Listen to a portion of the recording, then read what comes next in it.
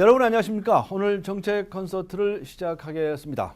오늘은 지역 개발 공약에 관해서 생각해 보겠습니다. 여러분, 그동안 선거 때마다 대통령 후보들이 각 지역을 돌면서 아주 현란한 지역 공약들을 많이 내놓았던 것을 기억하실 겁니다. 그리고 이번에도 여러 후보들이 각 지역에 대해서 공약들을 많이 내놓았습니다.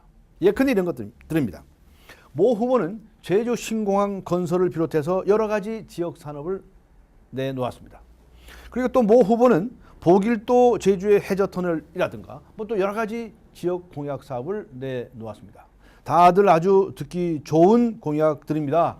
이런 공약들이 다 훌륭하게 마련된다면 얼마나 좋겠습니까? 그런데 혹시 각 지역을 돌면서 지역에 세금을 좀 더 걷어야 되겠다든가 이런 이야기 들어보신 적이 있습니까? 이게 전부 다 선심성 공약입니다. 도대체 이 돈을 다 어디서 나서 어떻게 써야겠다고 하는 것인지 알 수가 없습니다. 게다가 지역 공약 함부로 해놓으면 쓸데없이 지역 공약을 둘러싼 국론을 분열시키는 사태를 초래합니다. 저 동남권 신공항 때문에 얼마나 치고받고 싸웠습니까? 그리고 특정 지역에 무엇을 만든다고 하면 그 옆에 지역이 가만히 있습니까? 또 난리고 굿이 납니다. 그리고 지역 개발이라고 하는 것은 중앙정부의 대표자인 대통령 마음대로 할 수 있는 것이 아닙니다. 이 중앙정부가 해야 할 일이 있고 지방정부가 해야 할 일이 있고 또 중앙정부와 지방정부가 함께 해야 할 일이 있습니다. 따라서 이 지역개발 정책은 지방정부와의 합의를 전제하지 않고서는 실행할 수 없는 경우가 대부분인 것입니다. 그런데 대통령이 무슨 권한으로 자기 마음대로 공약을 내세울 수가 있습니까?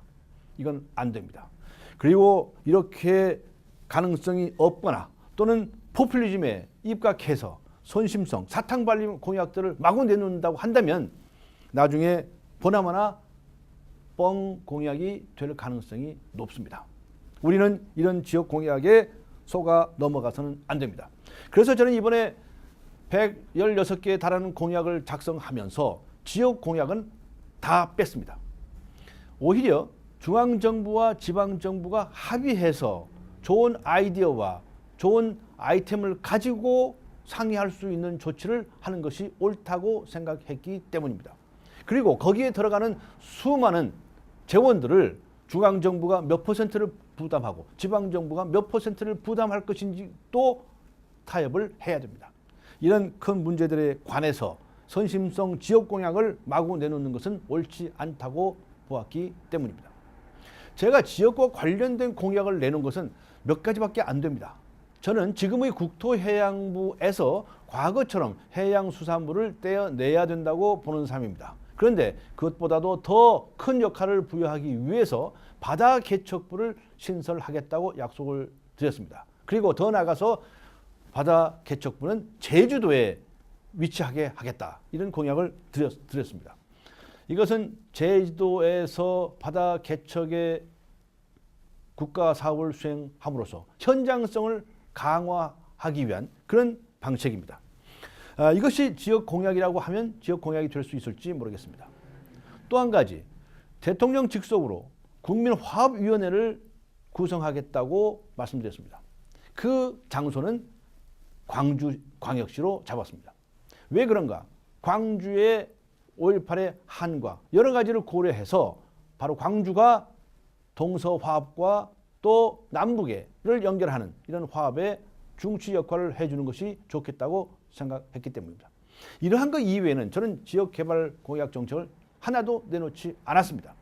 이렇게 지역민들을 현혹시켜서 또 국론을 분열시키는 이런 일은 정말 신중해야 된다고 보았기 때문입니다.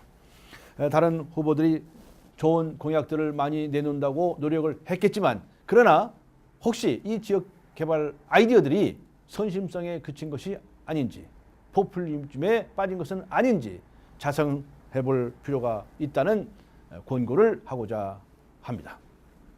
오늘 정책 콘서트 여기서 마치겠습니다. 감사합니다.